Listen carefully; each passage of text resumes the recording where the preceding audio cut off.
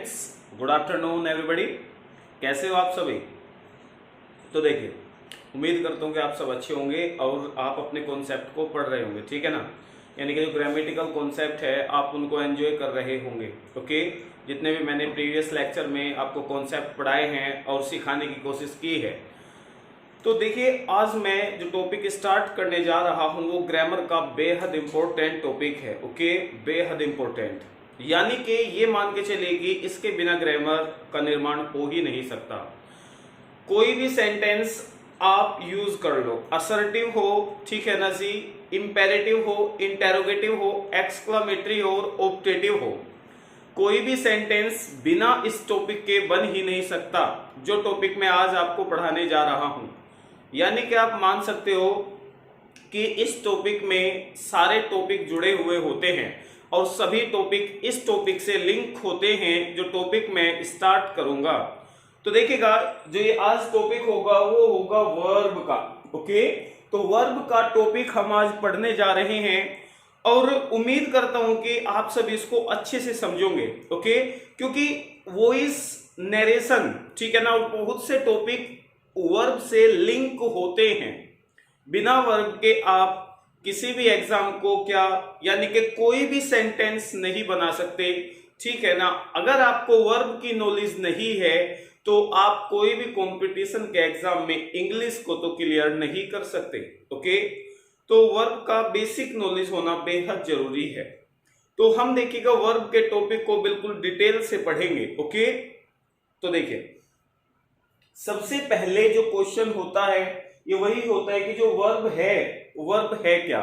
Okay, जो verb topic होता है ये टॉपिक है क्या। ओके, तो समझिएगा, वर्ब जो है ये हमारी एक्टिविटी को रेफर करती है। वर्ब को एक्शन कहा गया है। वर्ब को एक्शन क्यों कहा गया है? क्योंकि एक्शन बेहद इंपॉर्टेंट होता है किसी भी सेंटेंस में। ओके, और एक्शन से ही सब कुछ लिंक होता है, तो इंपॉर्टेंट वर्ड एक्शन होता है, इसीलिए एक्शन को वर्ब कहा गया है। ओके, तो अब एक चीज देखिएगा, अभी मैंने बताया कि वर्ब एक ऐसा शब्द होता है जो एक्शन बताता है। वर्ब एक ऐसा एक्शन होता है जो एक्शन बताता है, यानी कि हम कह सकते हैं कि verb is a word which represents some action. Okay, verb is a word it represents which represents some action. और जो एक्शन होता है वो क्या एक्सप्रेस करता है? तो it expresses doing, happening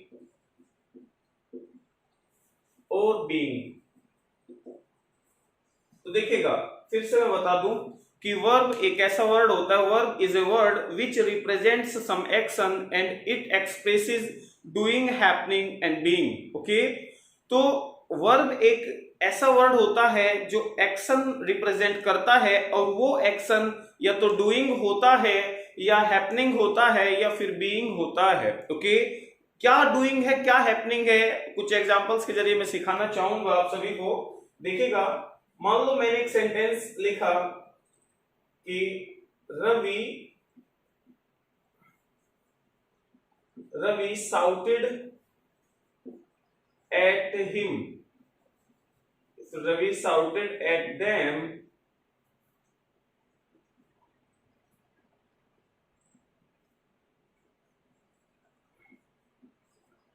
the tire burst all of sudden.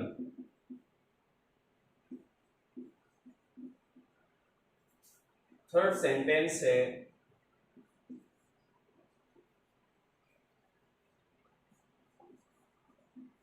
they were happy.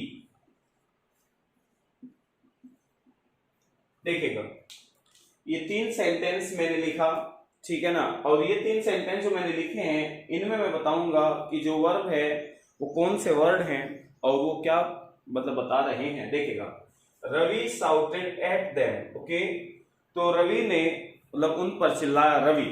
अब यहां देखिएगा, सबको पता है कि जो फर्स्ट सेंटेंस है इसमें किसके बारे में बात हो रही है, तो सबको पता है रवि के बारे में बात हो रही है। तो रवि हो गया जी सेंटेंस का सब्जेक्ट, और इसने क्या एक्शन परफॉर्म किया, यानी कि क्या एक्शन परफॉर्म किया? चिल्लाने का।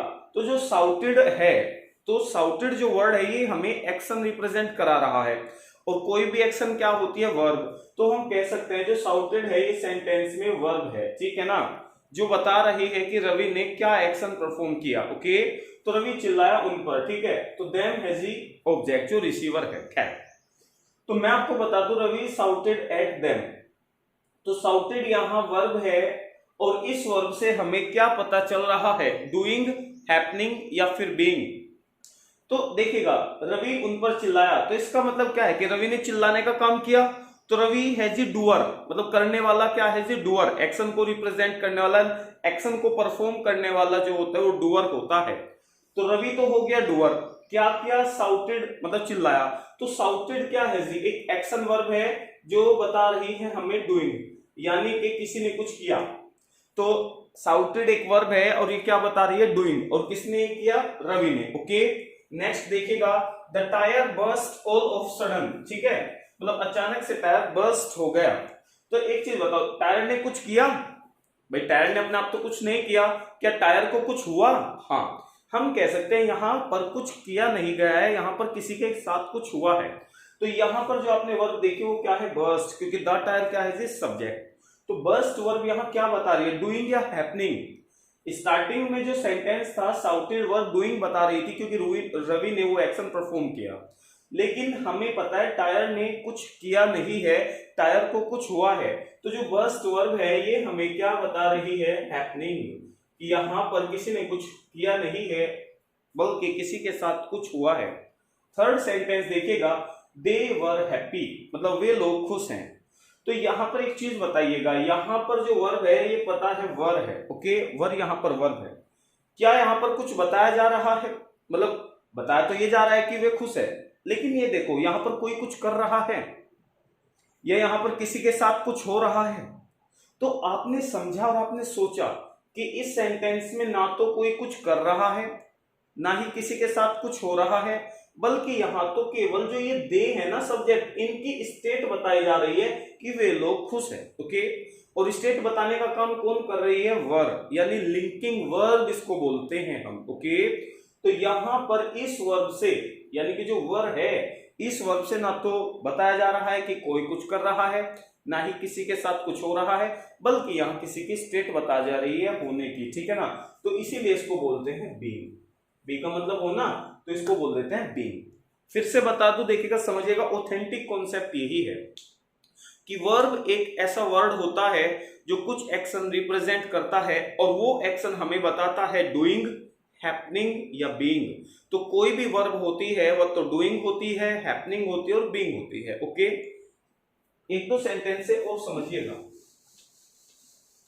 चलो ये तो हमने एक दो सेंटेंस और देखते हैं जी।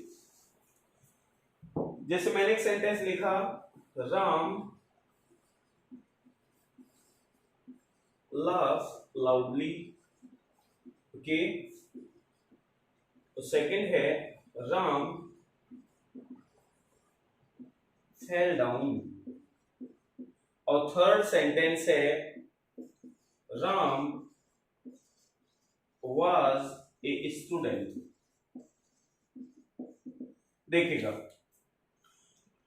तो ये तीन सेंटेंस फिर से मैंने आपके सामने लिखे हैं, और इन तीन सेंटेंस के माध्यम से मैं आपको वर्ब और अच्छे तरीके से बताना चाहूंगा। ओके, यहां देखिएगा, राम लाफ्ड लाउडली, मतलब राम हंसा था, कैसे, मतलब जोर से। ओके, तो यहां देखिएगा एक्शन क्या है, नेम ऑफ एक्टिविटी क्या है, क्या एक्शन हो रहा है इस सेंटेंस में, सबको पता है हंसना एक एक्टिविटी है, और जो लाफ है ये वर्ब है जो पास्ट फॉर्म में लिखी जा रही है, लाफ्ड। ओके, तो देखिएगा लाफ्ड वर्ब हो गई, किसने इस एक्शन को किया, राम ने, तो राम इस एक्शन के लिए क्या हो गया, डूअर, तो इसको बोलेंगे डूइंग, कि यहां पर जो लाफ वर्ब है ये एक एक्शन रिप्रेजेंट कर रही है, और ये एक्शन हमें बता रहा है कि इस सेंटेंस में कुछ किया जा रहा है किसी के द्वारा, क्योंकि राम हंसेगा, अगर राम नहीं हंसेगा तो ये एक्शन कैसे होगा, तो यानी कि कोई कर रहा है, तो ये एक्शन क्या होगा जी, डूइंग एक्शन, यानी कि इस वर्ब ने बताया कि इस यहां पर ये वर्ब क्या बता रही है, doing. Second sentence, Ram fell down, Ram नीचे गिर गया था। ओके, तो गिर जाना, राम गिर गया, राम ने कुछ किया नहीं बल्कि राम के साथ कुछ हुआ, तो यहां पर जो फेल वर्ब है ये क्या बता रही है, डूइंग या हैपनिंग। यहां राम ने कुछ किया नहीं बल्कि राम के साथ कुछ हुआ, तो यहां है हैपनिंग। ओके, बिल्कुल ध्यान से देखिएगा। Okay, third sentence, Ram was a student. तो एक बार खुद से सोचिएगा, जो थर्ड सेंटेंस है इसमें जो वर्ब है वो वाज है, तो ये जो वर्ब है ये क्या बता रही है, या राम ने कुछ किया या फिर राम के साथ कुछ हुआ। तो सबको पता है राम एक स्टूडेंट था, यहां पर ना तो राम ने कुछ किया ना ही राम के साथ कुछ हुआ, बल्कि ये बताया जा रहा है कि राम है क्या, मतलब यह था क्या। तो राम की स्टेट बताई जा रही है, तो हम इसको बोल सकते हैं कि राम के होने का कुछ बोध करा रही है, तो इसको बोलते हैं बीइंग। ओके, तो फिर से बता दूं, वर्ब एक वर्ड होता है जो कुछ एक्शन रिप्रेजेंट करता है, और वो एक्शन हमें बताता है डूइंग, हैपनिंग या बीइंग। मतलब वो एक्शन हो सकता है तो डूइंग या हैपनिंग या फिर बीइंग। अब मैं तुम्हें बता दूं, देखो डूइंग और हैपनिंग जो होते हैं ये नेम ऑफ एक्शन होते हैं जी। क्या होते हैं? नेम ऑफ एक्शन, ठीक है ना। यानी कि जो डूइंग होती है, मतलब या तो कोई कुछ करता है या किसी के साथ कुछ होता है, तो वो दोनों एक्टिविटी हमारी एक्शन होती है, यानी नेम ऑफ एक्शन होता है डूइंग भी और हैपनिंग भी। लेकिन जो ये थर्ड सिचुएशन है, यहां पर ये सब्जेक्ट की स्टेट बताती है कि राम क्या था। मान लो मैं कहने लगूं आई एम ए टीचर, तो यहां पर जो एम वर्ब है वो डूइंग हैपनिंग नहीं बता रही है, बल्कि मेरी स्टेट बता रही है कि मैं हूं क्या, आई एम ए टीचर। तो हम कह सकते हैं जो वर्ब बीइंग होती है हम उसको बोल देते हैं स्टेटिव वर्ब। क्या बोल देते हैं जी? स्टेटिव वर्ब बोल देते हैं। ओके, फिर से बता रहा हूं, डूइंग और हैपनिंग जो भी वर्ब होते हैं वो एक्शन होते हैं, या तो कोई एक्शन डूइंग होगा या कोई एक्शन हैपनिंग होगा। लेकिन जो बीइंग वर्ब होती है उनको हम बोल देते हैं स्टेटिव वर्ब। स्टेटिव वर्ब क्यों बोला? क्योंकि वहां पर वे वर्ब स्टेट बताने का काम कर रही है। ओके, खैर आगे और जानेंगे। तो वर्ब बेसिकली ये काम करती है जो मैंने आपको कुछ सेंटेंस के माध्यम से समझाना चाहा। वर्ब एक वर्ड है जो कुछ एक्शन बताती है, वो एक्शन या तो डूइंग होता है या हैपनिंग होती है, या फिर वर्ब साधारण स्टेट बताती है। ओके, चलिए जी, ये तो हमने सीख लिया कि वर्ब का मीनिंग क्या है। ओके, जैसे वर्ब को क्रिया बोलते हैं ना, तो ठीक है, ये हमने सीखा कि वर्ब है क्या। ओके, अब यहां समझो, जैसे डूइंग होती है, हैपनिंग होती है, फिर बीइंग होती है। अब हम वर्ब के काइंड्स देखेंगे। अभी तक हमने देखा कि वर्ब है क्या, ओके, और वर्ब को कैसे डिफाइन किया जाता है साधारण शब्दों में। अब हम वर्ब के काइंड्स पढ़ेंगे कि कितने काइंड्स होते हैं वर्ब के। ओके, अब यहां देखिएगा,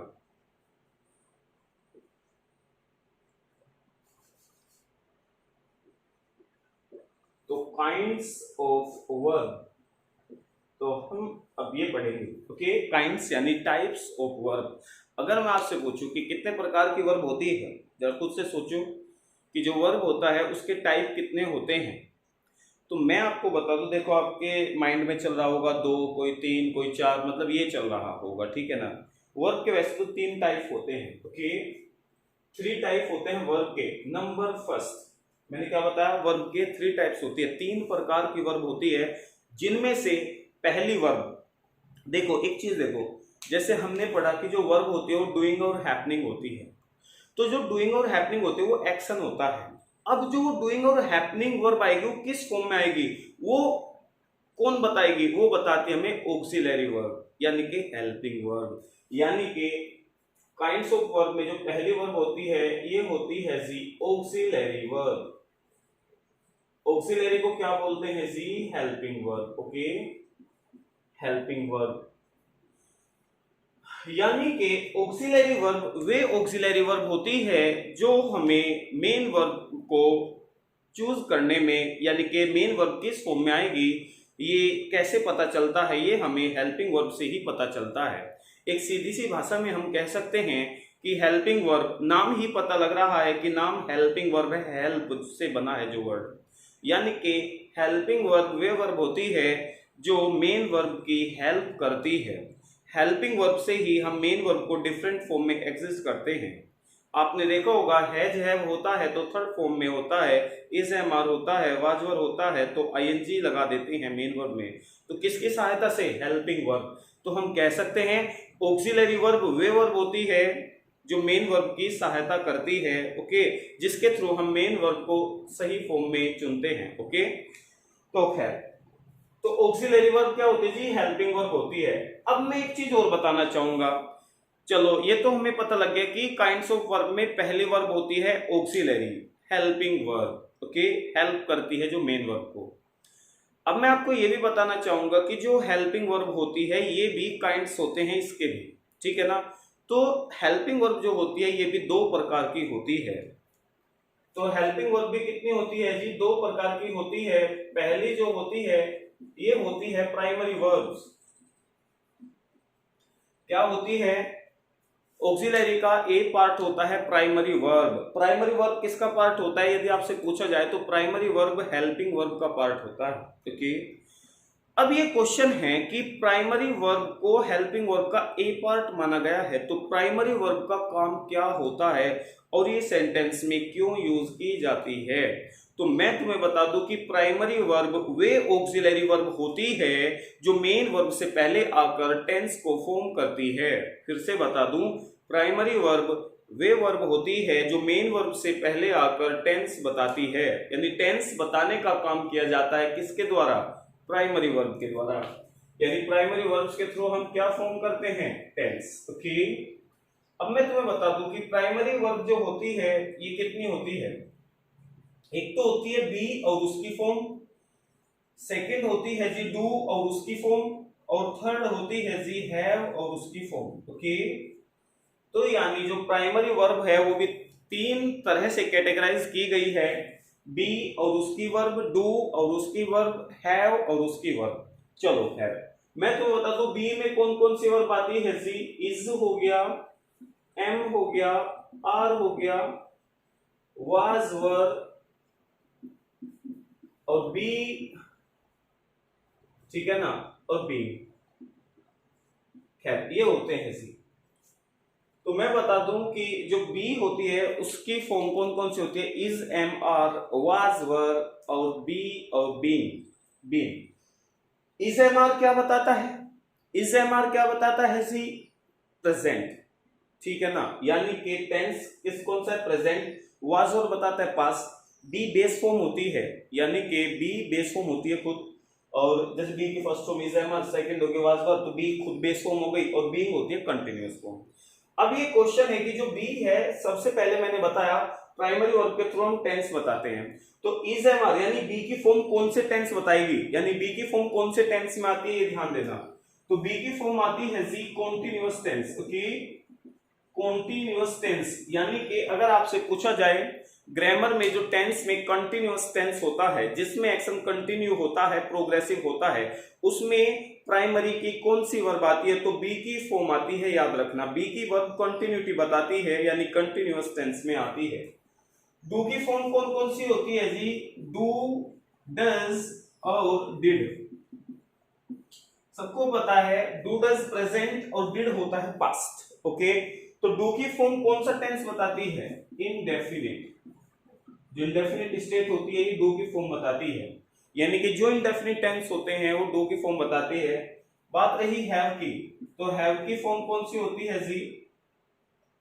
हैव हो गया, इसकी सिंगुलर फॉर्म हैज होगी, और पास्ट फॉर्म हैड होती है, यानी कि हैव, हैज, हैड ये होती है हैव की फॉर्म। और हैव की फॉर्म कौन सा टेंस बताती है? Perfect, okay. तो फिर से समझिएगा, जो प्राइमरी वर्ब होती है, प्राइमरी वर्ब हमें क्या बताती है? मेन वर्ब के साथ आकर टेंस बताती है, ओके। प्राइमरी वर्ब के पार्ट जो होते हैं, बी की फॉर्म होती है, डू की फॉर्म होती है, हैव की फॉर्म होती है। जो बी की फॉर्म होती है वो कंटिन्यूअस टेंस बताती है, डू की फॉर्म इंडेफिनिट टेंस बताती है, जबकि हैव की फॉर्म परफेक्ट टेंस बताती है, ओके। तो यहां हो गई जी। अब एक चीज देखो, कॉन्टिन्यूअस हो गया, इंडेफिनिट हो गया, परफेक्ट हो गया, कौन सा टेंस बचा? Perfect continuous, okay. Perfect continuous अलग से क्यों नहीं लिखा गया? क्योंकि परफेक्ट कॉन्टिन्यूअस दो वर्ड से मिलकर बना है, परफेक्ट प्लस कॉन्टिन्यूअस। तो हम मान सकते हैं कि बी प्लस हैव, बी और हैव से मिलकर बनता है परफेक्ट कॉन्टिन्यूअस, ओके। तो याद रखना, परफेक्ट कॉन्टिन्यूअस जो मिलकर बनता है वो बी की और हैव की फॉर्म से मिलकर बनता है। परफेक्ट कॉन्टिन्यूअस आप देख सकते हो, जो प्रेजेंट परफेक्ट कॉन्टिन्यूअस होता है हैज बीन और हैव बीन। तो हैज के साथ बी की थर्ड फॉर्म आई बीन, तो बी की फॉर्म बीन और हैज हैव हो गया, पास्ट में हैड बीन हो गया सी। ओके, तो याद रखना ये हमें टेंस बताने का काम करती है प्राइमरी ऑक्सिलरी वर्ब। ओके, तो प्राइमरी ऑक्सिलरी वर्ब क्या काम करती है, मेन वर्ब के साथ आकर टेंस बताती है। ओके, और तरह तरह के स्टेट बताती है, मैंने बता दिया बी की फॉर्म कौन सी स्टेट बताती है और हैव की फॉर्म कौन सी स्टेट, और फिर डू की फॉर्म मतलब डू की फॉर्म कौन सी स्टेट बताती है। ठीक है, तो ये हो गया जी आपका प्राइमरी वर्ब। अब बात करूं मैं बी, ये तो हो गया ए पार्ट, चलो जी ये हो गया। अब मैं बात करूं ऑक्सिलरी की बी पार्ट की, ये तो प्राइमरी हो गई, तो ऑक्सिलरी की बी पार्ट होते हैं जी मॉडल्स। क्या होते हैं जी, मॉडल्स होते हैं। अभी क्वेश्चन होता है प्राइमरी वर्ब तो टेंस बताती है मेन वर्ब के साथ आकर, तो फिर जो मॉडल्स होते हैं, जो ये मॉडल्स होते हैं, मॉडल्स मेन वर्ब के साथ आकर क्या बताते हैं।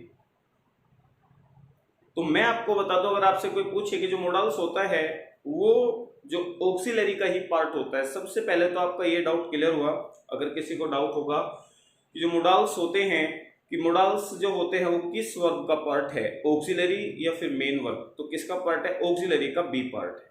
ओके, अब एक चीज देखेगा, जैसे हम प्राइमरी वर्ब के थ्रू टेंस बता रहे थे, तो मॉडल्स के थ्रू क्या बताते हैं, तो मैं आपको बता दूं मॉडल्स के थ्रू हम अपना ओपिनियन एक्सप्रेस करते हैं। जो हमारा ओपिनियन होता है वो एक्सप्रेस किया जाता है मॉडल्स के थ्रू। ओके, यानी जो एक्शन होता है उसका हम किस तरह से एक्सप्रेस करें, यानी किस तरह से हम अपने ओपिनियन को बताएं, वो मॉडल्स होता है। यानी मॉडल्स को हम कह सकते हैं कि ये बताता है इंटेंशन। ठीक है ना, मॉडल्स का प्रयोग मेन वर्ब के साथ क्या बताने के लिए किया जाता है, टेंस या फिर इंटेंशन। मॉडल्स कोई टेंस नहीं बताता, टेंस प्राइमरी वर्ब बताती है। मॉडल्स ऑक्सिलरी जो होती है वो मेन वर्ब से पहले आकर हमारा इंटेंशन बताता है। ठीक है ना, यानी कि कोई एक्शन बताता है एबिलिटी, ओके, कोई एक्शन बताता है परमिशन, ठीक है, तो कोई बताता है प्रोबेबिलिटी। तो ये सब हम किसके थ्रू जानते हैं, मॉडल्स के थ्रू। मॉडल्स कौन कौन से होते हैं, तो मॉडल्स देखिए जी कौन कौन से होते हैं, कैन हो गया, वुड हो गया, विल सेल जो हमारी विलिंगनेस बताते हैं या फिर प्रोबेबिलिटी बताते हैं, ये भी मॉडल्स ही होते हैं। ठीक है जी, शुड जो सजेशन के लिए होता है, सब कराऊंगा मैं लास्ट में। खैर, तो मॉडल्स क्या बताते हैं, हमारा इंटेंशन, हमारा ओपिनियन, कि किस एक्शन को लेकर हमारा इंटेंशन क्या है। क्या हम एबिलिटी बता रहे हैं तो कैन वगैरह का इस्तेमाल हो जाता है। अगर कहीं जाने की प्रोबेबिलिटी है, मैच जीतने की प्रोबेबिलिटी है, अगर यदि हम कहीं जा रहे हैं तो हम उसको लेकर विलिंगनेस है, हमारी इच्छा बताई जा रही है, तो वो सब बताने का काम करते हैं मॉडल्स। अलग अलग मॉडल्स अलग अलग इंटेंशन ओपिनियन बताते हैं। खैर बताऊंगा बाद में, भी तो बता दूं, can, could, will, shall, should, would हो गया जी। ओके, मे होता है जो मेन वर्ब के साथ आकर क्या बताता है, पॉसिबिलिटी, ठीक है ना, संभावना उसको बोलते हैं। मे हो गया, पास्ट फॉर्म माइट हो जाती है। खैर की पास्ट वगैरह फॉर्म तो कुछ होते नहीं, मे हो गया, माइट हो गया, ओट्स टू, ठीक है जी। नीड और डेयर भी मॉडल्स होते हैं, ये भी क्या बताते हैं, इंटेंशन वगैरह। ये तो हो गए एक एक वर्ड, इनकी फ्रेज भी होती है, मॉडल्स फ्रेज कौन कौन सी होती है, जैसे हैड बेटर, वुड बेटर हो गया, हैड रेदर हो गया,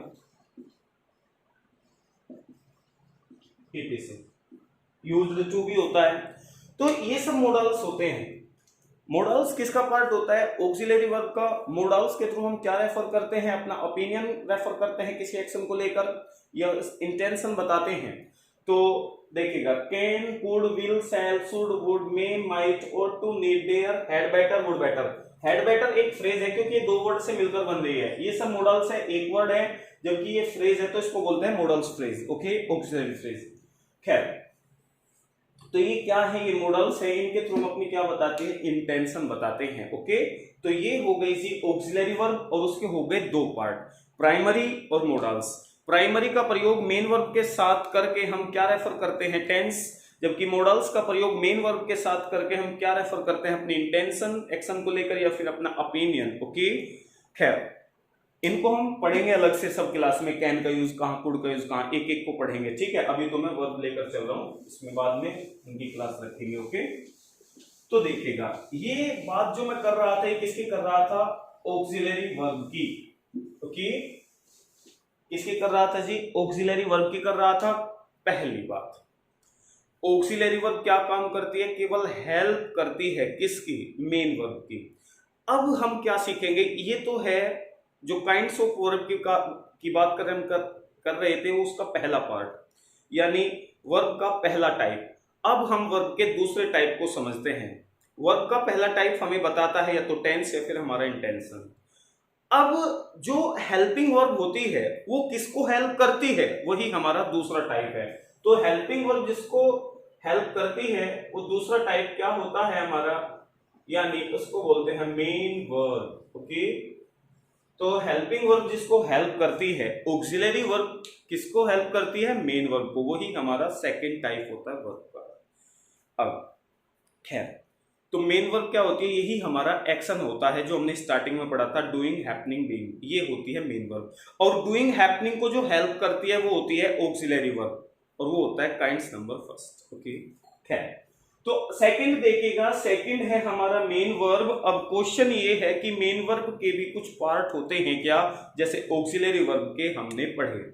तो मैं आपको बताना चाहूंगा कि मेन वर्ब के भी 2 पार्ट होते हैं। फर्स्ट पार्ट जो होता है ये होता है ट्रांजिटिव वर्ब। क्या होता है जी, ट्रांजिटिव वर्ब। और सेकंड जो टाइप होता है मेन वर्ब का वो होता है इंट्रांजिटिव। ओके, तो फिर से बताना चाहूंगा, देखिएगा, तो मैं बताना चाहूंगा कि जो मेन वर्ब होती है उसके 2 टाइप होते हैं। फर्स्ट होता है ट्रांजिटिव, तो सेकंड होता है इंट्रांजिटिव।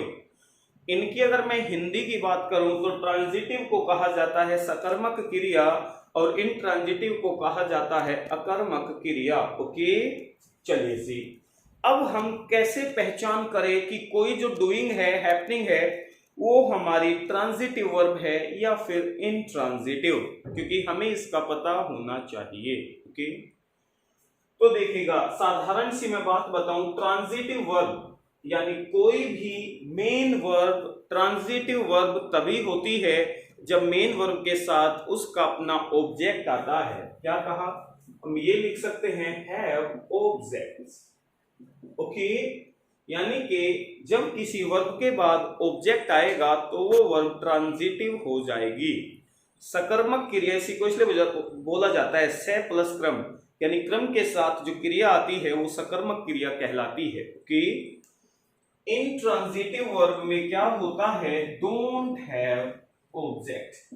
क्या होता है सी, डोंट हैव ऑब्जेक्ट, यानी कि ऐसी वर्ब जिसके साथ ऑब्जेक्ट नहीं आता वे वर्ब कहलाती है इंट्रांजिटिव वर्ब, अकर्मक क्रिया। ओके, और मोस्ट इंपोर्टेंट कॉन्सेप्ट होता है, याद रखना, जब आगे मैं हाई लेवल के क्वेश्चन डिस्कस करूंगा सबको ये पता होनी चाहिए, ट्रांजिटिव और इंट्रांजिटिव। ओके, अब यहां देखिएगा, तो अब एक 2 सेंटेंस के जरिए देखते हैं। जैसे मैंने एक सेंटेंस लिखा, Ram sang the song. Okay, Ram sang the song. और जी जो मैंने एक और सेंटेंस लिखा, राम sang स्वीटली। देखिएगा, ये 2 सेंटेंस है, राम sang द सॉन्ग और दूसरा लिखा राम sang स्वीटली। अब एक चीज देखिएगा, सेंटेंस में मैं पहले बता चुका हूं कि अगर किसी सेंटेंस में वर्ब के बाद कोई वर्ड आता है तो हम कैसे पता लगाए कि वो दिया हुआ वर्ड ऑब्जेक्ट है या फिर दिया गया वर्ड ऑब्जेक्ट नहीं है। तो मैंने आपको साधारण सी बात बताई थी कि जब मैंने क्या बताई थी, साधारण सी बात कि सेंटेंस में दिए गए वर्ड जो व्हाट या whom का रिप्लाई होते हैं। फिर से बता रहा हूं, सेंटेंस में सेंटेंस में दिए गए वर्ड जो व्हाट या whom का रिप्लाई होते हैं वही वर्ड ऑब्जेक्ट कहलाते हैं। फिर से बता रहा हूं, कोई भी सेंटेंस है और उस सेंटेंस में कोई वर्ड अगर व्हाट या whom का रिप्लाई होता है तो वह वर्ड ऑब्जेक्ट कहलाता है, यानी रिसीवर होता है, बताया था। और व्हाट या whom से किससे क्वेश्चन करेंगे? मेन वर्ब से। किससे करेंगे? मेन वर्ब से क्वेश्चन करना है।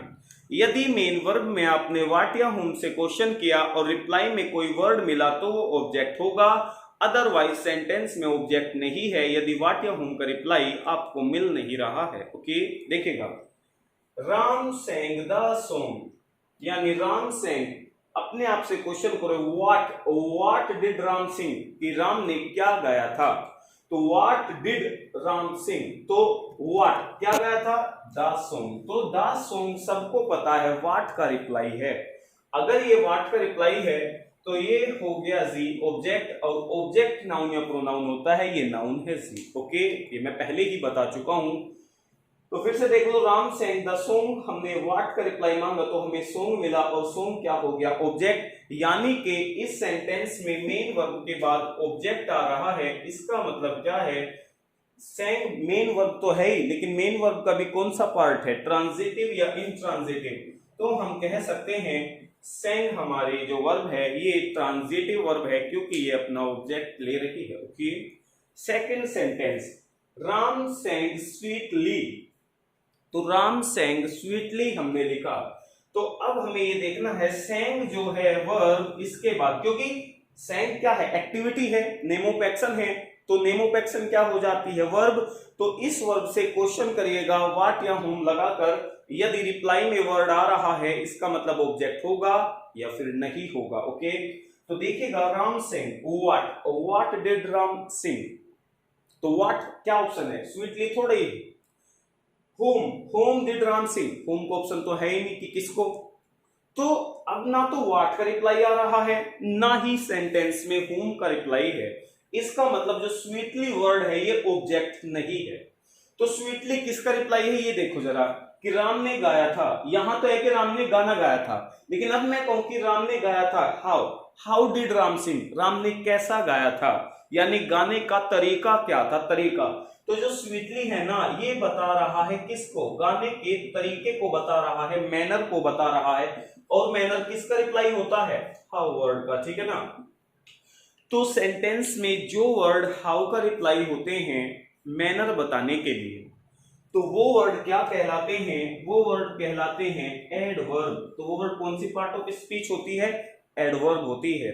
और एडवर्ब नहीं तो सब्जेक्ट होता है और ना ही ऑब्जेक्ट होता है।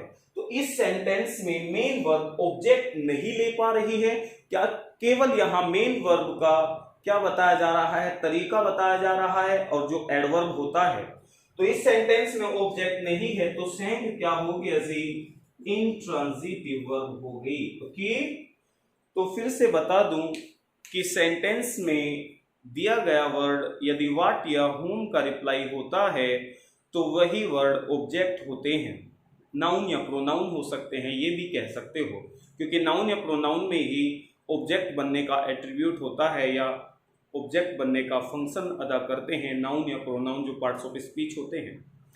लेकिन वे वर्ड जो व्हाट या whom का रिप्लाई नहीं होते वो वर्ड ऑब्जेक्ट नहीं होते, ठीक है ना। तो खैर, मैं ट्रांजिटिव और इंट्रांजिटिव की बात कर रहा था। ट्रांजिटिव वर्ब वो वर्ब होती है जो अपने साथ ऑब्जेक्ट लाती है, और इंट्रांजिटिव वर्ब वो वर्ब होती है जो ऑब्जेक्ट नहीं लाती। अब एक चीज समझिएगा, अब ये नहीं है कि जिस सेंटेंस में एडवर्ब आएगा वो वर्ब इंट्रांजिटिव होगी, या जिस सेंटेंस में एडवर्ब नहीं आएगा या फिर वो ट्रांजिटिव होगी। कोई वर्ब ट्रांजिटिव है या फिर कोई वर्ब इंट्रांजिटिव है, ये डिपेंड करता है ऑब्जेक्ट पर। फिर से बता रहा हूं कि कोई वर्ब ट्रांजिटिव है या इंट्रांजिटिव है, ये डिपेंड करता है ऑब्जेक्ट पर, ना कि एडवर्ब पर। एडवर्ब के होने से कोई वर्ब इंट्रांजिटिव नहीं हो जाएगी, एडवर्ब के ना होने से कोई वर्ब ट्रांजिटिव हो जाएगी, ठीक है ना।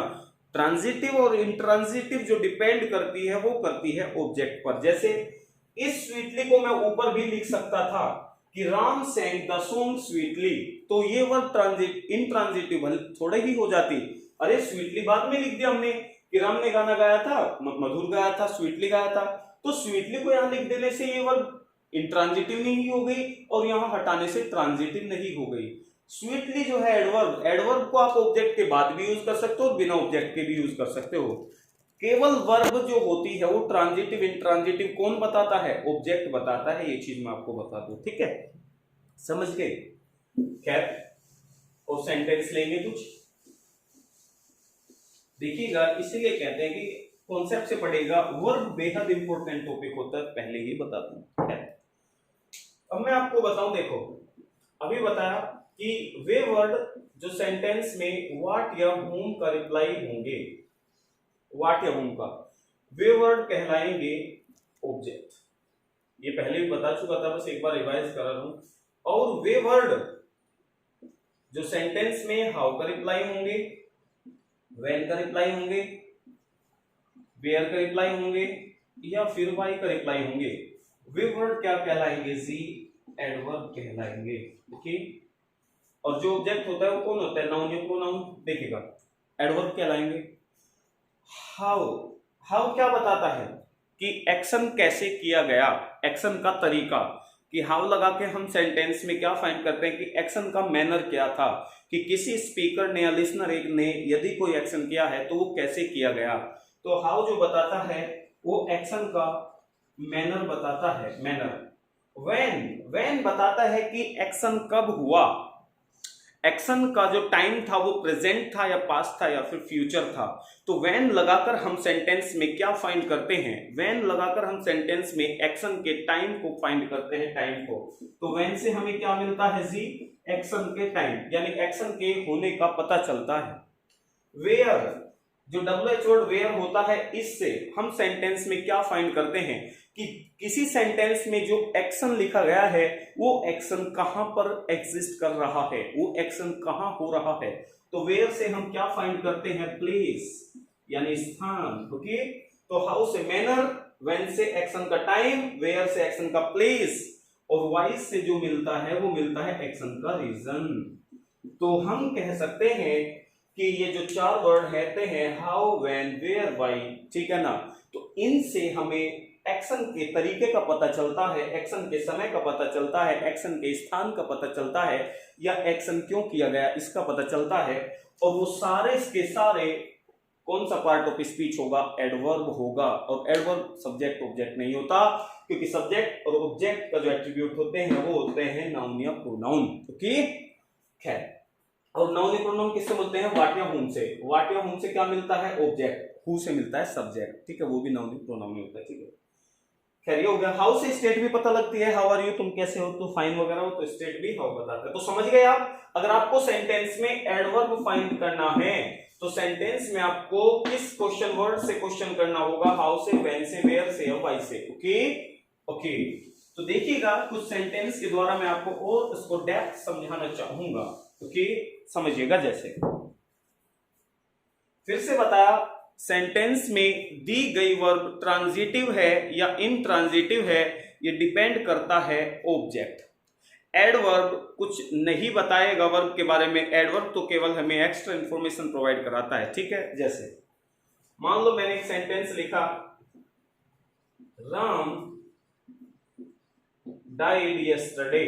Okay, Ram died yesterday. और मैंने एक सेंटेंस लिखा, Ram killed a lion yesterday. देखिएगा, ये दो सेंटेंस है और इन दोनों सेंटेंस में पहले तो ये देखो कि एक्शन क्या है। एक्शन सबको पता है, राम कल मर गया था। डाई का मतलब मरना होता है, मरने का मतलब हैपनिंग होता है। राम ने कुछ किया नहीं, राम के साथ कुछ हुआ। ओके, तो जो डाइड वर्ब है ये आपकी हैपनिंग बता रही है। ओके, अब एक चीज देखो, डाइड वर्ब के बाद ऑब्जेक्ट लिखा गया है या नहीं। हमने देखा राम डाइड, अब राम मरा है, ना कि उसने किसी को मारा, तो डाइड के बाद ना तो व्हाट का ही रिप्लाई लिखा जा रहा है और ना ही हुम का, क्योंकि इसके बाद व्हाट या हुम का रिप्लाई लिखे जाने की आवश्यकता ही नहीं है। देख लो, Ram died what, what did Ram die, कुछ भी नहीं होगा। हुम डिड राम डाई, क्योंकि उसने थोड़े किसको मारा, वो तो अपने आप मारा। यस्टरडे, यस्टरडे जो वर्ड है, यस्टरडे जो सेंटेंस में एक वर्ड है, ये वर्ड हमें क्या बता रहा है? तो कोई भी अपने आप सोच लेगा यस्टरडे टाइम बताता है, और जो यस्टरडे वर्ड है ये किसका रिप्लाई है? ये व्हेन का रिप्लाई है। अगर व्हेन से आप पूछोगे कि व्हेन डिड राम डाई, कि राम कब मरा, तो रिप्लाई में मिलेगा यस्टरडे। तो ये व्हेन का रिप्लाई है और टाइम बता रहा एक्शन का, तो ये एडवर्ब होता है, और एडवर्ब ऑब्जेक्ट नहीं होता है। तो डाइड वर्ब है, लेकिन कौन सी वर्ब है? ये है जी इंट्रांजिटिव वर्ब। सेकंड देख लीजिएगा, Ram killed a lion yesterday, Ram killed a lion yesterday, कि राम ने लायन को मारा था। तो इसका मतलब किल्ड वर्ब आ गई। किल्ड का जो मीनिंग होता है, इसका मतलब होता है मारना। इसका मतलब कुछ परफॉर्म किया गया, किसके द्वारा? राम के। तो राम तो हो गया जी सब्जेक्ट, किल्ड हो गया नेम ऑफ एक्शन, और ये हो गई आपकी जी मेन वर्ब जो बता रही है डूइंग। ठीक है जी। अब यहां देखो व्हाट, व्हाट डिड राम किल, क्या मारा?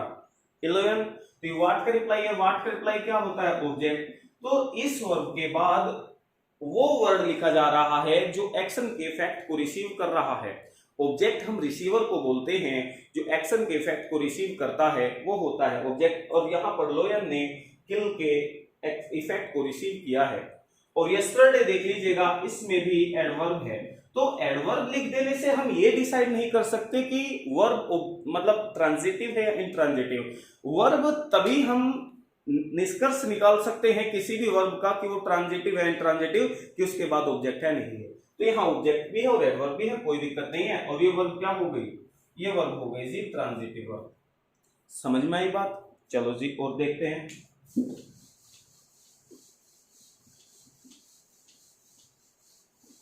अब एक चीज देखिएगा जी, मान लो मैंने एक सेंटेंस लिखा कि राम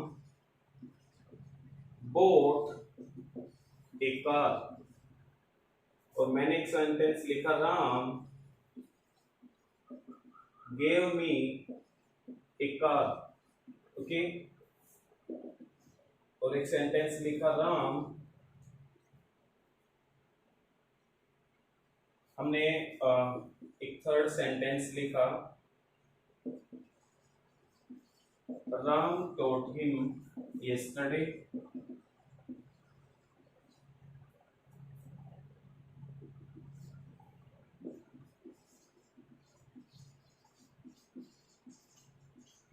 एक फोर्थ सेंटेंस लिखा this agreement will expire next month.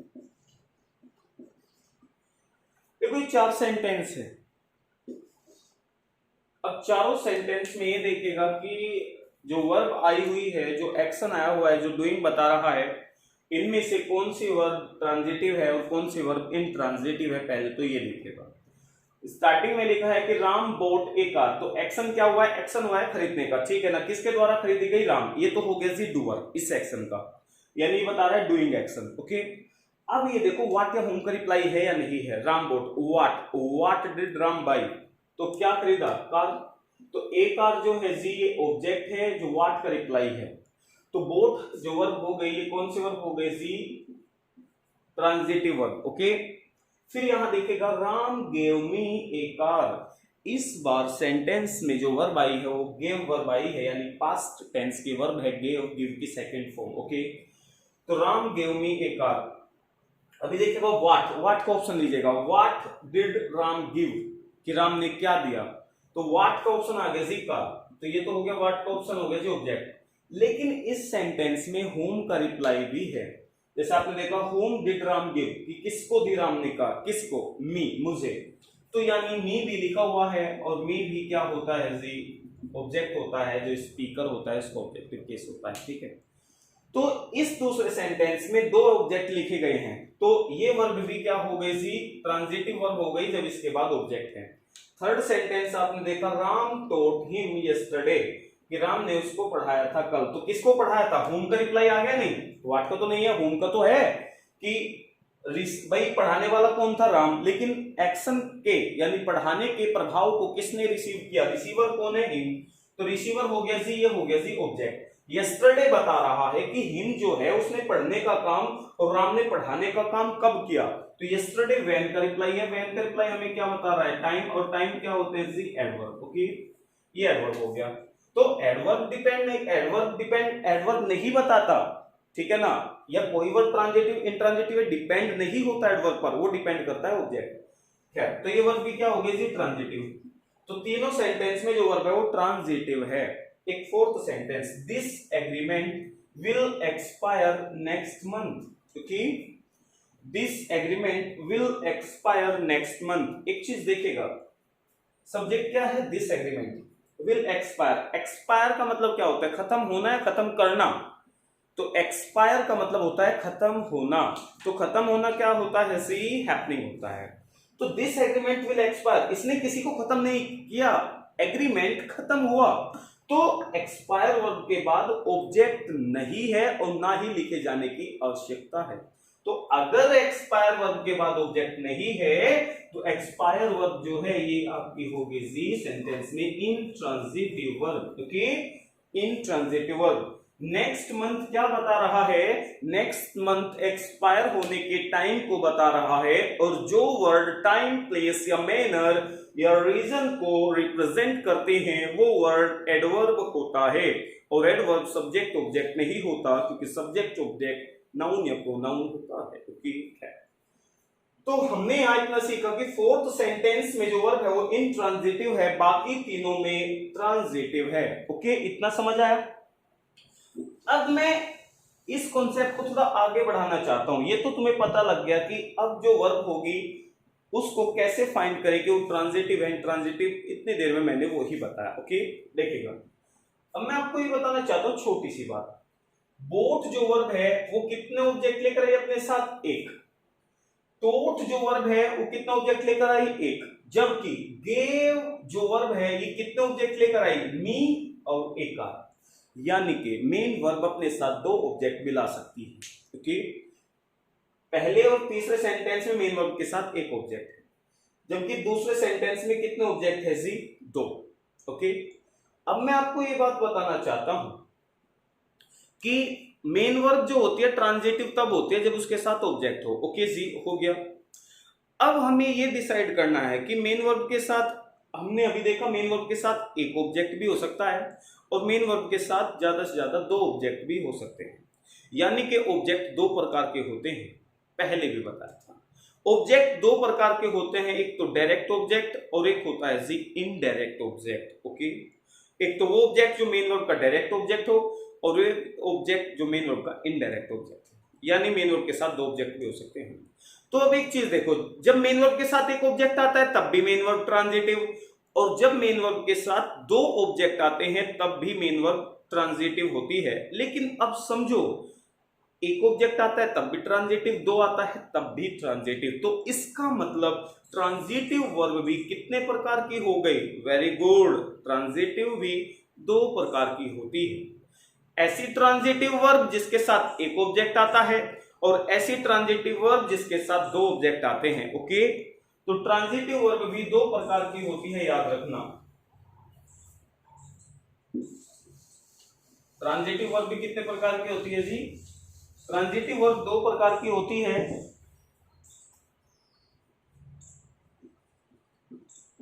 तो ट्रांजिटिव वर्ब दो प्रकार की होती है।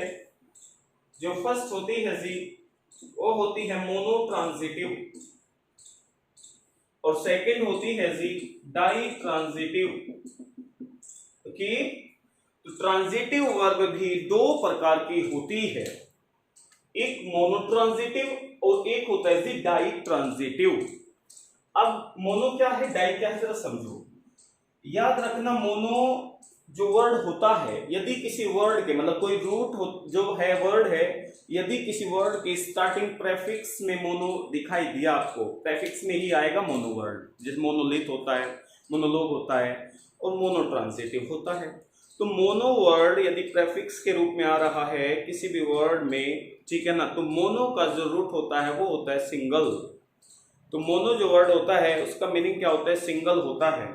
इसीलिए ट्रांजिटिव से पहले अगर मोनो लगा है तो यदि किसी मेन वर्ब के बाद सिंगल ऑब्जेक्ट आएगा तो वो कौन सी ट्रांजिटिव होगी, मोनो ट्रांजिटिव। और जो डाई होता है जिसका मीनिंग होता है टू, तो इसका मतलब डाई ट्रांजिटिव कितने ऑब्जेक्ट लेगी, डबल ऑब्जेक्ट। और मोनो ट्रांजिटिव क्या लेगी जी, सिंगल ऑब्जेक्ट। समझ गए आप? फिर से बता रहा हूं कि जो मोनो ट्रांजिटिव होती है उसके साथ सिंगल ऑब्जेक्ट, यदि मेन वर्ब के साथ सिंगल ऑब्जेक्ट होता है तो वो ट्रांजिटिव तो होती है, लेकिन कौन सी ट्रांजिटिव, मोनो। यदि मेन वर्ब के साथ दो ऑब्जेक्ट आते हैं ट्रांजिटिव तो तब भी होते हैं, लेकिन तब डाई ट्रांजिटिव। समझ में आया जी बात? Very good. देखिएगा एक दो एग्जाम्पल के द्वारा मैं समझाना चाहूंगा आपको। जैसे मैंने एक सेंटेंस लिखा, राम या चलो राम बहुत हुआ, राहुल लिख लेते हैं। Rahul told me a story. Rahul told me a story, okay, यानी राहुल ने मुझे एक स्टोरी सुनाई थी। देखिएगा तो टोल्ड वर्ब भी ऐसे वर्ब होती है जो अपने साथ दो ऑब्जेक्ट लेती है, तो व्हाट का रिप्लाई, एक whom का रिप्लाई। तो अब देखिएगा मैं फिर से बता दूं, तो ऑब्जेक्ट दो होते हैं, डायरेक्ट और इनडायरेक्ट। अब ये कैसे पता करें कि डायरेक्ट ऑब्जेक्ट कौन सा होता है और इनडायरेक्ट ऑब्जेक्ट कौन सा होता है?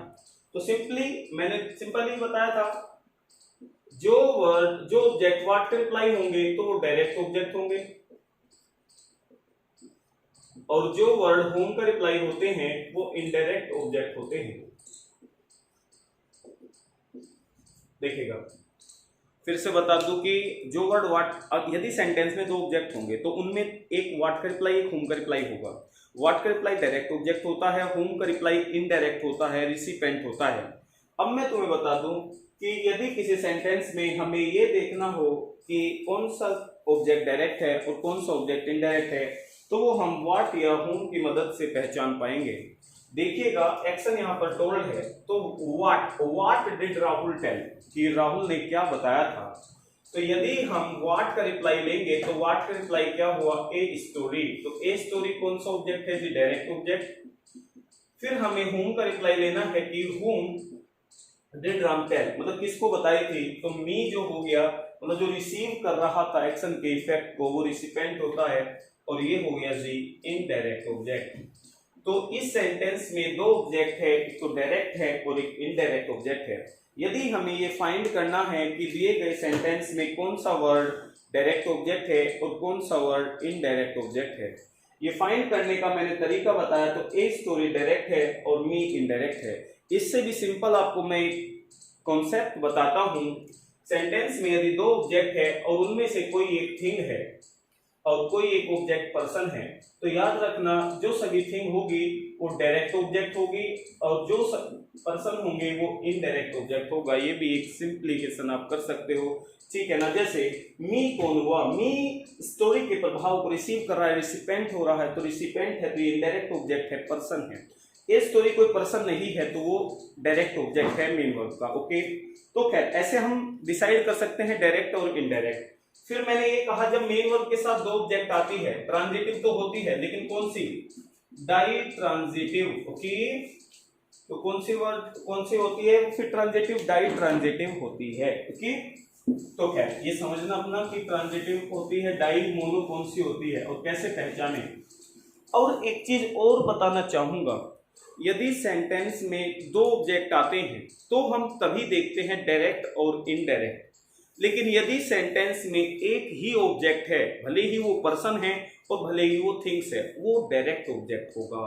डायरेक्ट और इनडायरेक्ट हम केवल तभी फाइंड करते हैं जब सेंटेंस में दो ऑब्जेक्ट हो। यदि एक ऑब्जेक्ट होता है तो वही हमारा डायरेक्ट ऑब्जेक्ट होता है, क्योंकि वर्ब का सीधा सीधा प्रभाव केवल एक ही ऑब्जेक्ट पर पड़ता है और वही हमारा डायरेक्ट ऑब्जेक्ट होता है, ओके। जैसे मान लो मैंने कहा राम हेल्प रवि, ठीक है ना, लास्ट वीक, कि मान लो ये सेंटेंस लिखा, तो हमें पता है यहाँ एक्शन क्या है, हेल्प, नेम ऑफ एक्शन। और किसने हेल्प के प्रभाव को रिसीव किया, रवि ने। तो रवि तो एक ही ऑब्जेक्ट है। अब हम इसको इनडायरेक्ट नहीं बोल सकते क्योंकि डायरेक्ट प्रभाव रवि पर ही पड़ रहा है, कोई दूसरा ऑब्जेक्ट नहीं है। तो कोई दूसरा ऑब्जेक्ट नहीं तो डायरेक्टली होता है, ओके। तो हेल्प वर्ब यहाँ क्या है, ट्रांजिटिव तो है, लेकिन मोनो या डाई, क्योंकि इसके बाद एक ही ऑब्जेक्ट आ रहा है तो इसको बोलेंगे हम mono transitive, okay. Mono transitive. तो समझ में आया ट्रांजिटिव का खेल की जो ट्रांजिटिव वर्ब होती है वो मोनो होती है और डाई होती है। डाई तब होती है जब उसके साथ दो ऑब्जेक्ट लिखा हो, मोनो तब होती है जब उसके साथ एक ऑब्जेक्ट लिखा हो, और यदि उनके साथ ऑब्जेक्ट हो ही नहीं तो होती है इंट्रांजिटिव। समझ में आया? तो मैं कुछ सेंटेंस लिख रहा हूं, उसमें अपना आप देखना कि कौन सी वर्ब ट्रांजिटिव है और कौन सी वर्ब इंट्रांजिटिव है। जैसे पहला सेंटेंस देखिएगा, जैसे पहला सेंटेंस है they will open the door. They will open the door. Second है the door will open soon. Okay. Third है the man stop the car. और फोर्थ है the man stop near the car. Okay. Fifth sentence है they spread the news throughout the country.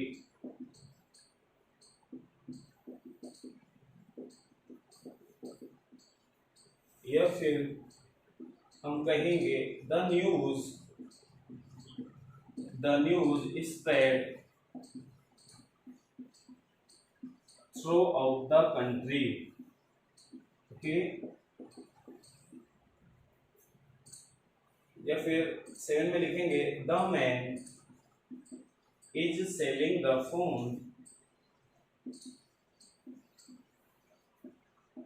या फिर हम कहेंगे the phone is selling like hot cake. Okay. तो ये देखिएगा, ये कुछ सेंटेंस है। They will open the door will open soon, the man stop the car, the man stopped near the car, they spread the news throughout the country, the news spread throughout the country, the man is selling the phone is selling like hot cake. तो इन sentence में जो verb है तो आपको पता है will open, क्योंकि name of activity वो ये स्टॉप किया गया है, कुछ स्प्रेड किया गया है या फिर सेल किया गया है। तो इन सेंटेंस में ये वर्ब है। अब हमें ये देखना है कि जो ये वर्ब है ये ट्रांजिटिव है या फिर इंट्रांजिटिव है, जो अभी तक मैंने आपको बताया। ओके। पहले सेंटेंस में देखो दे will open the door. Open verb क्या है, ट्रांजिटिव या इंट्रांजिटिव? कैसे पता लगेगा? अगर उसके साथ ऑब्जेक्ट है तो ट्रांजिटिव, नहीं तो फिर इंट्रांजिटिव। ये कैसे पता लगता है कि मेन वर्ब के बाद दिया गया वर्ड ऑब्जेक्ट है कोई और? ये देखेगा व्हाट या होम का रिप्लाई से, ठीक है ना। Okay. They will open the door, इसका मतलब क्या है कि डोर को ओपन करेंगे कौन? वे।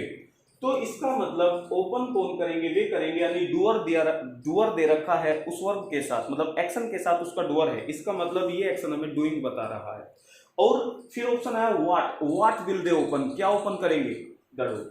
तो व्हाट का ऑप्शन द डोर है, तो फिर द डोर व्हाट का ऑप्शन है। जब व्हाट का रिप्लाई क्या होता है? ऑब्जेक्ट। इसका मतलब ओपन वर्ब के साथ उसको ऑब्जेक्ट लिखा गया है, तो फिर ये वर्ब हो गई ट्रांजिटिव वर्ब। ओके।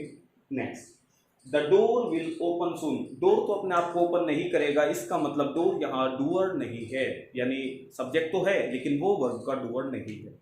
तो अगर डोर अपने आप ओपन नहीं करेगा तो इसका मतलब वो अपने आप ओपन होगा, तो हैपनिंग है सी।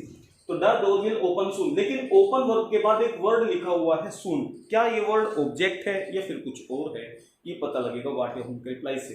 तो देखिएगा the door will open, what will the door open, कुछ नहीं आ रहा है। whom will the door open, कुछ नहीं आ रहा है। तो ये soon किसका रिप्लाई है? तो सबको पता है soon इस सेंटेंस में ओपन होने के टाइम को बताएगा। तो soon जो वर्ड है ये हमें टाइम बता रहा है, और टाइम बताने वाले वर्ड एडवर्ब होते हैं। तो ओपन वर्ब क्या है? इंट्रांजिटिव वर्ब है। ओके। नेक्स्ट देखिएगा the man stop the car. तो ऑप्शन यही है, मतलब ये देखिएगा व्हाट का रिप्लाई है नहीं, क्योंकि स्टॉप किसने की? मैन ने, तो डूअर है। तो the man stop what did the man stop, कि मैन ने क्या स्टॉप किया? तो व्हाट का रिप्लाई आ रहा है द कार। इसका मतलब स्टॉप वर्ब के साथ व्हाट का रिप्लाई यानी उसका ऑब्जेक्ट लिखा जा रहा है, और यदि उसका ऑब्जेक्ट लिखा जा रहा है तो फिर स्टॉप जो मेन वर्ब है वो मेन वर्ब ट्रांजिटिव हो गई, यानी सकर्मक क्रिया हो गई, क्योंकि अपना क्रम साथ लिए हुए हैं। खैर, next, the man stopped near the car. ऊपर स्टॉप्ड के बाद द कार जो वर्ड है ये ऑब्जेक्ट है स्टॉप का। यहां भी द कार ऑब्जेक्ट है, बिल्कुल है, लेकिन इस बार the car object stop verb का नहीं है, द कार ऑब्जेक्ट है नियर प्रेपोजिशन का। ओके, क्योंकि नियर जो होती है वो प्रेपोजिशन होती है। क्या होती है जी? प्रेपोजिशन। और तुम्हें मैंने पहले ही बताया था कि ऑब्जेक्ट जो होते हैं वो दो पार्ट्स ऑफ स्पीच के बाद आते हैं। एक तो मेन वर्ब के साथ उसका अपना ऑब्जेक्ट आता है, और एक प्रेपोजिशन के बाद उसका अपना ऑब्जेक्ट आता है। और याद रखिएगा, प्रेपोजिशन के बाद आया हुआ ऑब्जेक्ट प्रेपोजिशन का होता है, ना कि मेन वर्ब का। ओके, तो समझिएगा, स्टॉप्ड के साथ जो द कार लिखा हुआ है ऊपर वो उसी का ऑब्जेक्ट है, वो ट्रांजिटिव है। लेकिन द कार जो लिखा हुआ है वो नियर के बाद लिखा गया है, और नियर है प्रेपोजिशन, और प्रेपोजिशन को ऑब्जेक्ट कभी मेन वर्ब का ऑब्जेक्ट नहीं होता। एक चीज मैं आपको बताना चाहूंगा, जब भी कहीं प्रेपोजिशन के साथ उसका ऑब्जेक्ट लिखा हो, जबकि आएगा ही आएगा, प्रेपोजिशन के बाद हमेशा नाउन या प्रोनाउन देखने को मिलता है। तो प्रेपोजिशन के बाद जो ऑब्जेक्ट होता है ये पूरी फ्रेज बन जाती है, क्योंकि एक तो वर्ड ऑब्जेक्ट होता है और एक वर्ड प्रेपोजिशन, तो एक से ज्यादा वर्ड मिलकर फ्रेज बनाती है। तो ये फ्रेज जो होती है या तो एडजेक्टिव बनती है या एडवर्ब बनती है। ओके, क्या समझे कि यदि मेन वर्ब के बाद ऑब्जेक्ट दिखाई देता है तो मेन वर्ब के बाद जो ऑब्जेक्ट होता है, या तो वो, मैंने क्या कहा, मेन वर्ब के बाद जो ऑब्जेक्ट होता है या तो वो क्या होता है, वो पूरी फ्रेज एडजेक्टिव होती है, फिर एडवर्ब होता है। तो अब एक चीज देखो, near the car, near the car पूरी फ्रेज हो गई, क्योंकि द कार नियर का ऑब्जेक्ट है, ये पूरी फ्रेज हो गई। तो ये किसका रिप्लाई है? द मैन स्टॉप्ड, ठीक है ना। किसका रिप्लाई है? वेयर, कि कहां रुका मैन, तो कहां रुका? कार के पास। तो नियर द कार जो प्रेपोजिशन प्लस ऑब्जेक्ट है ये एडवर्ब है, और ये एडवर्ब क्या बता रही है? वेयर का रिप्लाई है जो प्लेस बता रहा है। तो स्टॉप्ड वर्ब के बाद उसका ऑब्जेक्ट नहीं है, उसका ऑब्जेक्ट नहीं है तो क्या हो गया? इंट्रांजिटिव। नेक्स्ट देखिएगा, दे spread the news throughout the country, मतलब उन्होंने न्यूज को स्प्रेड किया था, फैलाया था कंट्री के चारों ओर। यहां देखिएगा, द कंट्री किसका ऑब्जेक्ट है? थ्रू आउट प्रेपोजिशन का, और ये प्रेपोजिशन प्लस ऑब्जेक्ट हो गया जी प्लेस, प्लेस बता रहा है। लेकिन न्यूज भी तो है, ये किसका ऑब्जेक्ट है? स्प्रेड का। तो स्प्रेड के साथ न्यूज लिखा हुआ है कि they spread what did they spread, तो क्या हो गया? न्यूज। तो न्यूज ऑब्जेक्ट हो गया, और स्प्रेड कौन सी वर्ब हो गई? ट्रांजिटिव। नीचे देखो, द न्यूज स्प्रेड, अब न्यूज अपने आप को थोड़ा फैलाएगी, तो ये हैपनिंग है कि न्यूज फैली, ठीक है ना। कहां? कंट्री के चारों। तो थ्रू आउट द कंट्री जो है पूरी फ्रेज क्या हो गई? एडवर्ब हो गई, और स्प्रेड के बाद उसका अपना कोई ऑब्जेक्ट नहीं है, उसका अपना ऑब्जेक्ट नहीं है, तो क्या हो गया?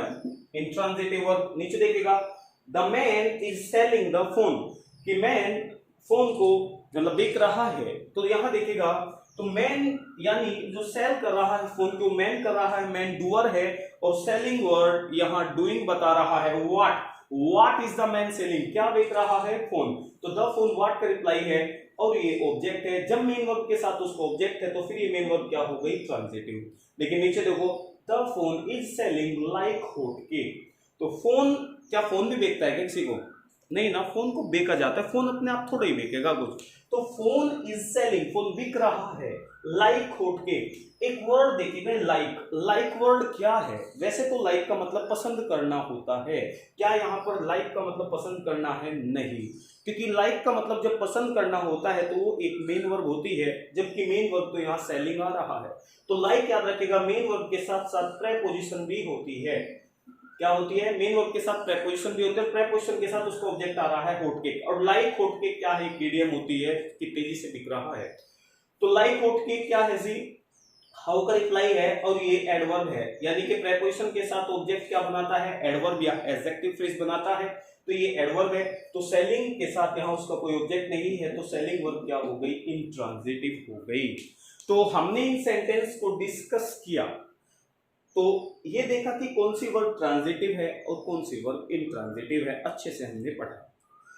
तो अब एक चीज बताऊंगा, मैंने एक ही वर्ब को दो सेंटेंस में डाला, यानी एक ही वर्ब का दो सेंटेंस में प्रयोग है। ओपन यहां भी है, ओपन वहां भी है, स्टॉप यहां भी, स्प्रेड स्प्रेड, और सेलिंग सेलिंग। तो एक ही वर्ब को दो जगह यूज किया, और दोनों जगह वो अलग अलग रोल निभा रही है।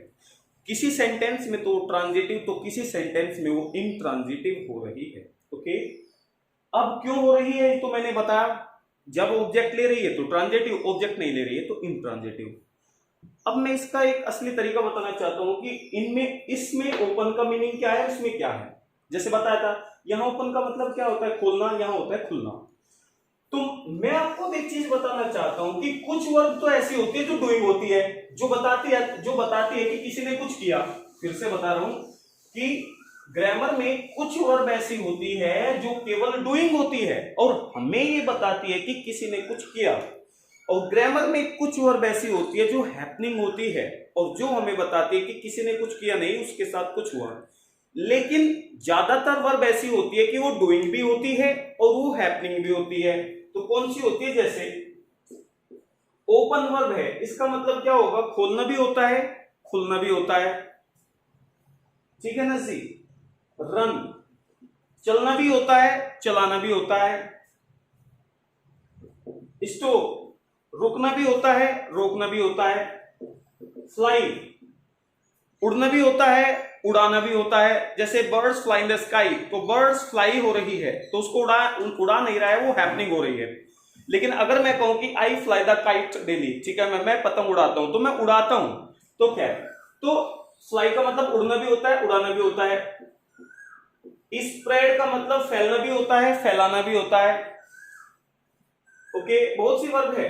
मेल्ट, पिघलना भी होता है, पिघलाना भी होता है।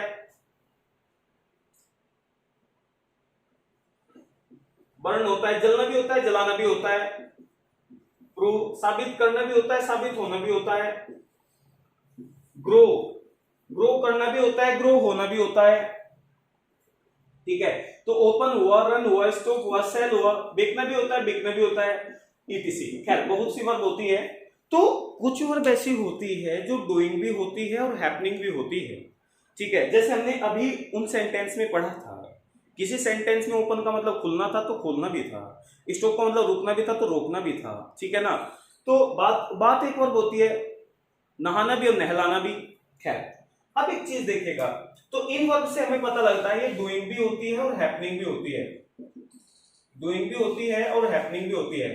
तो एक चीज मैं आपको आज बता दूं, जिन वर्ब से हमें हैपनिंग का पता चलता है, यानी जो वर्ब हमें ये बताती है कि किसी के साथ कुछ हो रहा है, ना कि वो कुछ कर रहा है, तो जो वर्ब हैपनिंग बताती है वो हमेशा इंट्रांजिटिव होती है। क्या होती है जी, इंट्रांजिटिव होती है। फिर से बता दूं, जो वर्ब हमें हैपनिंग बताती है वो वर्ब हमेशा इंट्रांजिटिव होती है, क्योंकि हैपनिंग वर्ब के बाद कभी ऑब्जेक्ट नहीं आएगा। लेकिन जो वर्ब डूइंग हमें बताती है कि किसी ने कुछ किया, डूइंग, तो हैपनिंग तो हमेशा इंट्रांजिटिव होती है। जो डूइंग है, तो डूइंग एक चीज मैं तुम्हें बता दूं, ट्रांजिटिव वर्ब भी हो सकती है और इंट्रांजिटिव वर्ब भी हो सकती है। जो डूइंग होती है वो ट्रांजिटिव भी हो सकती है और इंट्रांजिटिव भी हो सकती है। फिर से बता दूं, जिन वर्ब से हैपनिंग एक्सप्रेस होती है या जो वर्ब हैपनिंग बताती है वो हमेशा इंट्रांजिटिव होगी, यानी उसके साथ उसका ऑब्जेक्ट नहीं आएगा।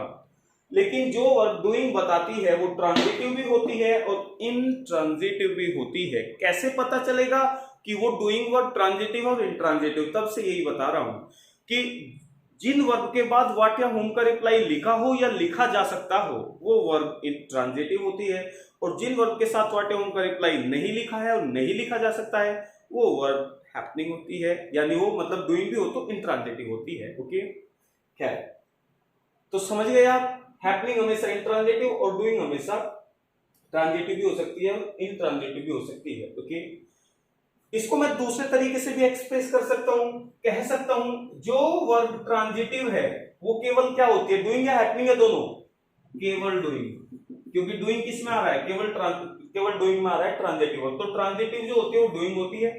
और इसको कह सकता हूं कि जो वर्ब इंट्रांजिटिव होती है वो क्या होती है, वो डूइंग भी होती है और हैपनिंग भी होती है। ओके, तो ये समझिएगा।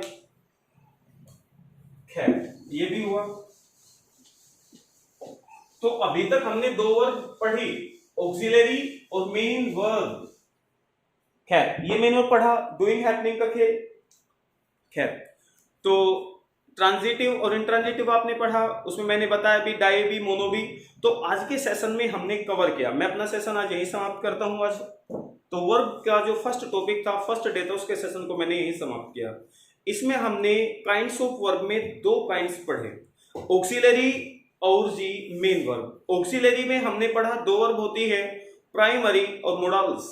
प्राइमरी वर्ब के थ्रू टेंस फॉर्म किया जाता है मेन वर्ब के साथ, और मॉडल के साथ, मतलब मेन वर्ब के साथ जब मॉडल को रखते हैं वो हमारा इंटेंशन एक्सप्रेस करता है, ओपिनियन एक्सप्रेस करता है। फिर हमने मेन वर्ब को पढ़ा कि मेन वर्ब ट्रांजिटिव और इंट्रांजिटिव होता है, और वो क्या होता है हमने सब पढ़ा। ओके, तो कल हम वर्ब के सेकंड सेशन को स्टार्ट करेंगे। ओके, तो तब तक आप ये सेशन अच्छे से पढ़ना।